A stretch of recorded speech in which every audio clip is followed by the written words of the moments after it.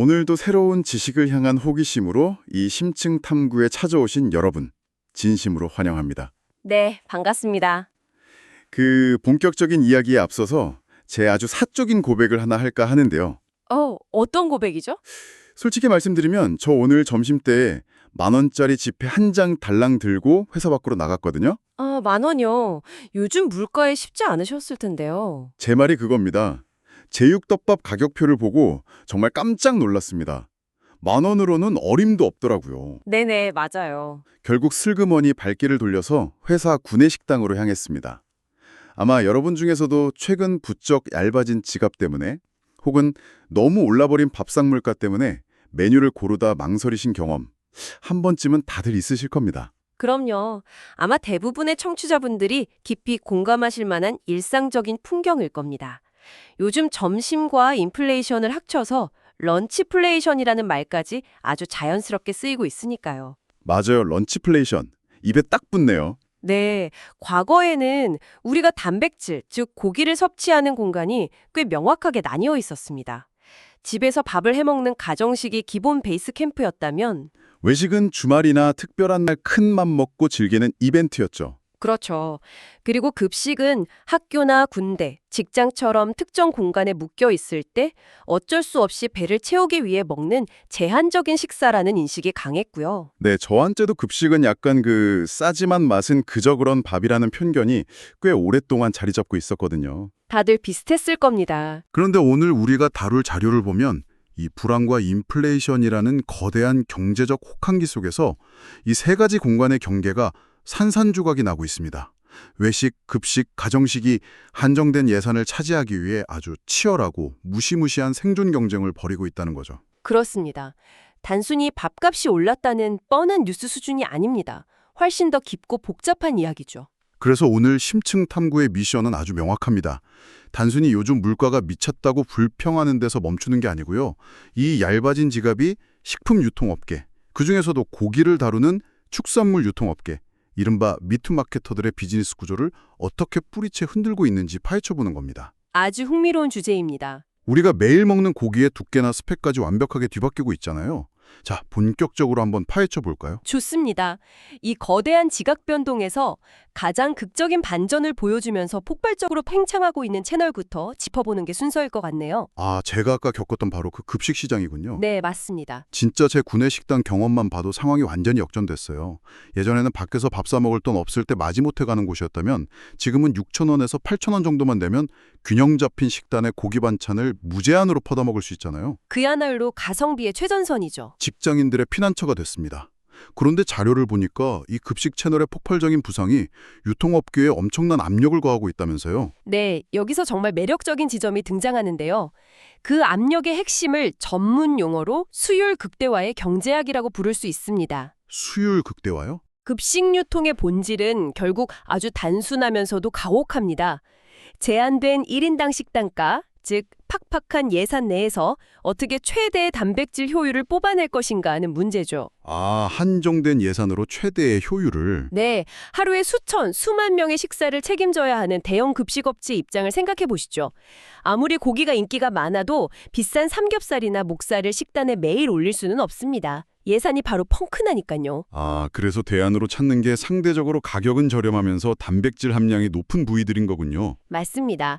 돼지고기 전지, 즉 앞다리살이나 후지라고 불리는 뒷다리살, 그리고 등심 같은 부위들입니다. 이런 부위들이 급식 시장으로 블랙홀처럼 어마어마하게 빨려 들어가고 있는 겁니다. 아하, 그래서 구내식당 메뉴표를 보면 제육볶음이나 돈가스가 그렇게 자주 등장하는 거였네요. 바로 그겁니다. 그런데 전문가님, 여기서 제가 약간 이해가 안 가는 부분이 있습니다. 급식업체가 싼 앞다리살에 대량으로 사들인다는 건 알겠는데 그게 왜 유통업자의 비즈니스 구조 자체를 바꿀 만큼 큰일인 건가요? 싼 고기를 그냥 많이 떼다 주면 되는 거 아닌가요? 겉보기엔 그럴 것 같지만 현장의 상황은 완전히 다릅니다. 여기서 유통업자의 생존을 가르는 핵심 경쟁력이 등장합니다. 바로 정육수율, 영어로는 net yield라고 부르는 개념이죠. 넷 일드요? 자, 3,000명분의 제육볶음을 당장 11시 반까지 만들어내야 하는 전쟁터 같은 급식 조리장을 한번 상상해 보세요. 상상만 해도 정신이 하나도 없고 등줄기에 땀이 흐르네요. 그렇죠. 그런데 유통업자가 납품한 100kg의 고기 덩어리에 도저히 씹을 수 없는 막 질긴 근막이 덕지덕지 붙어 있거나 요리에 쓸 수 없는 두꺼운 지방 덩어리가 그대로 남아있다면요. 조리장들이 일일이 칼을 들고 그걸 다듬어낼 시간과 인력이 있을까요? 절대 없죠. 3,000명분을 언제 다 썰고 다듬고 있겠어요. 불가능한 일이죠. 맞습니다. 게다가 그렇게 잘라내서 거려지는 지방과 근막은 전부 급식업체의 재무제표상 손실로 답히게 됩니다. 쓰레기 처리 비용까지 이중으로 발생하고요. 손익계산서가 완전히 망가지는 재앙이네요. 그렇기 때문에 이제 유통업자는 단순히 고기 덩어리를 떼어다주는 도매상 역할에 머물러선 안 됩니다. 그럼 어떻게 해야 하나요? 중앙 가공장, 즉 미트센터 단계에서부터 고도의 기술을 발휘해서 근막과 잉여 지방을 완벽하게 깎아내는 트리밍 작업을 거쳐야 합니다. 조리장에서는 칼을 단 한 번도 댈 필요가 없어야 해요. 포장재를 뜯어서 솥에 들이붓기만 하면 되는 상태로 납품해야 한다는 거군요. 정확합니다. 쓰레기가 제로에 가까운 완벽한 수율의 고기를 납품해서 급식업체들의 손익계상서를 방어해 주어야만 살아남을 수 있는 겁니다. 와, 그러니까 조리장의 인건비와 쓰레기 처리 비용까지 유통업자가 미리 다 계산해서 고기를 다듬어주는 서비스를 팔고 있는 거네요.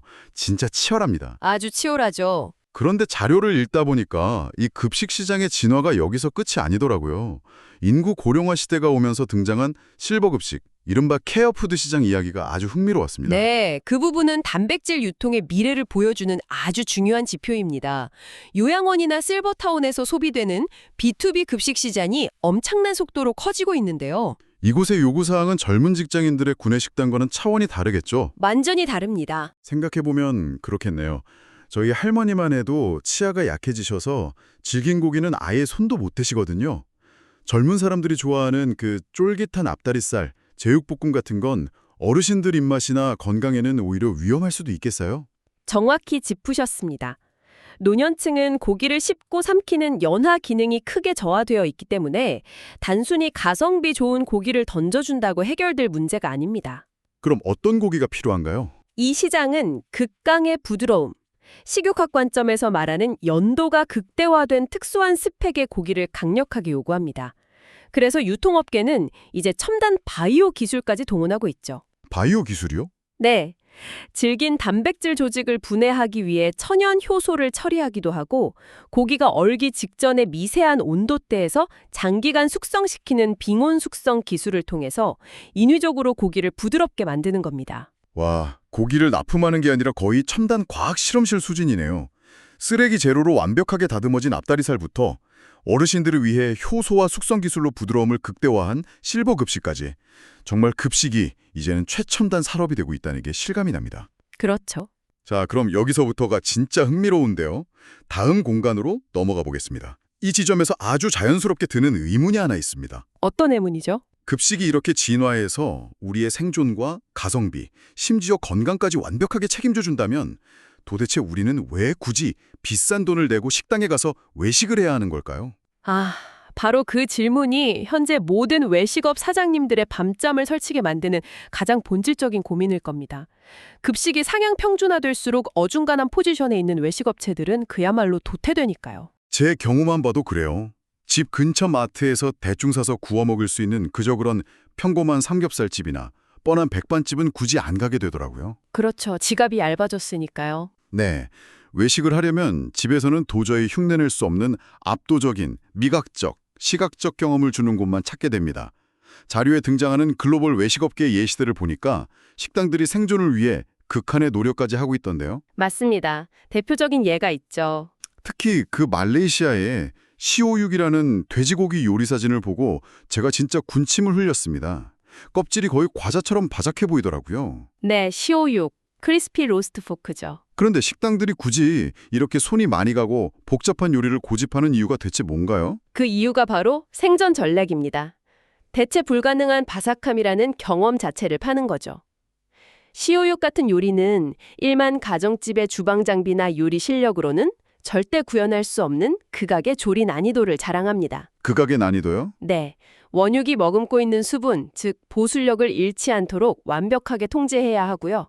돼지 껍질 부분은 뾰족한 바늘로 수없이 찔러 구멍을 낸 다음에 산성을 띤 액체를 발라 오랜 시간 건조시킵니다. 와, 듣기만 해도 복잡하네요. 그런 다음 아주 고열의 전문 오븐에 넣어서 껍질을 팝콘 터트리듯 바삭하게 구워내야 하죠. 와, 집에서는 절대 안 해먹을 것 같습니다. 그러니까요. 이 현상을 더 큰 그림과 연결해 보면 소비자는 이제 단순히 식당에 가서 고기라는 식재료를 사 먹는 게 아닙니다. 이 엄청난 수고로움과 고도화된 조리공학이 집약된 경험제에 기꺼이 지갑을 여는 겁니다. 외식의 양극화 현상이죠. 평범한 식당은 망하지만 경험을 극대화한 식당은 살아남는다. 맞습니다. 그런데 여기서 또 하나 궁금한 게 생깁니다. 식당 사장님 입장에서는 그런 복잡한 요리에 매달리려면 주방에 요리사도 더 많이 둬야 하고 뼈를 바르거나 고기를 다듬을 기술자도 필요할 텐데 인건비가 엄청나게 깨지지 않을까요? 바로 그 지점이 미트 마케터, 즉 유통업자들에게 열린 새로운 기회의 창입니다. 식당 사장님들은 원가는 최대한 낮추면서 요리의 부가가치는 극한으로 끌어올리고 싶어 하죠. 그렇죠. 인건비는 줄이고 싶어 하니까요. 예를 들어 자료에 나온 태국식 족발덮밥 카오카무를 생각해 보시죠. 저렴한 족발 원육을 다채로운 향신료 육수에 넣고 그 질긴 콜라겐 성분이 부드러운 젤라틴으로 끈적하게 녹아내릴 때까지 장시간 습열 조리, 즉 브레이징을 해야 하는 요리입니다. 와, 막대한 가스비와 시간, 족발 뼈 바르는 노동력이 들어가겠네요. 네, 그래서 현대 유통업자는 덩어리 고기를 뒷문으로 던져주고 계산서만 끊어가는 과거의 방식으로는 살아남을 수 없습니다. 아예 중앙 집중식 대형 가공장 CK를 차려놓고 식당 주방에서 발생할 인건비를 자신들이 대신 흡수해주는 솔루션을 제공해야 합니다. 아, 식당의 인건비를 유통업자가 흡수한다고요? 네, 이걸 업계에서는 포션육 솔루션이라고 부릅니다. 포션육 솔루션. 그러니까 고기를 식당의 용도에 맞춰서 아예 다 잘라준다는 뜻인가요? 정확합니다. 단순히 자르는 수준을 넘어서요. 아까 말씀하신 그 말레이시아 시우육을 굽는 식당 오븐에 가로 세로 규격에 단 1cm의 오차도 없이 딱 들어맞도록 완벽한 직육면체 모양으로 원육을 재단해서 납품합니다. 와, 오븐 규격에 맞춰서요? 근데 또 태국식 바비큐인 무까타 불판은 가운데가 볼록하게 솟아 있어서 굽기가 까다로운데 그 불판 모양에 착 달라붙어 가장 맛있게 익을 수 있도록 2에서 3mm 두께로 아주 정밀하게 슬라이스된 고기를 납품하는 게 핵심 수익 모델입니다. 소름 돋네요. 그러니까 우리가 특별한 날 맛집에 가서 감탄하며 먹는 그 화려한 요리들 뒤에는 주방장이 신들린 칼질만 있는 게 아니었군요. 아니죠. 식당의 오븐 사이즈와 불판 곡률까지 완벽하게 계산해서 고기를 미리 재단에 넘기는 치밀한 유통 비즈니스가 톱니바퀴처럼 맞물려 돌아가고 있었던 겁니다. 정말 재미있는 인사이트네요. 그렇죠.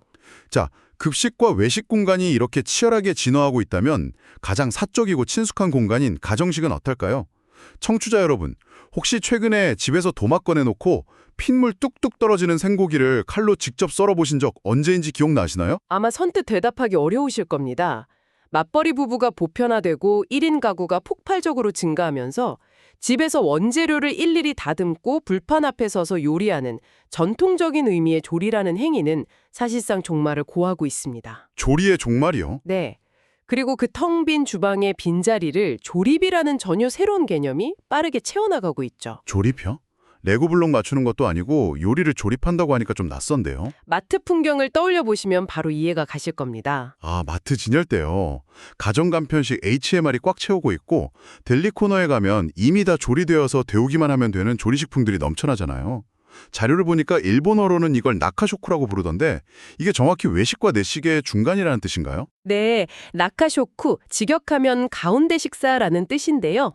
마트나 편의점에서 이미 조리된 음식을 사와서 집에서 먹는 형태를 말하죠. 최근에는 한 발 더 나아가서 유명한 웨이팅 맛집의 레시피를 그대로 팩에 담아 파는 RMR, 즉 레스토랑 간편식까지 폭발적으로 성장하고 있습니다. 저도 엊그제 유명 곱창전골집 밀키트를 사다가 집에서 끓여 먹었거든요. 그냥 팩 뜯어서 냄비에 붓고 조립하기만 하면 되니까 진짜 조립이 많네요. 바로 그겁니다. 유명 식당의 요리가 밀키트의 형태를 빌려 여러분의 집 식탁 위로 다이렉트로 침투하는 겁니다. 이로 인해 외식과 가정식의 경계가 무너지는 빅 블러 현상이 발생하고 있죠. 경계가 무너지는 빅 블러.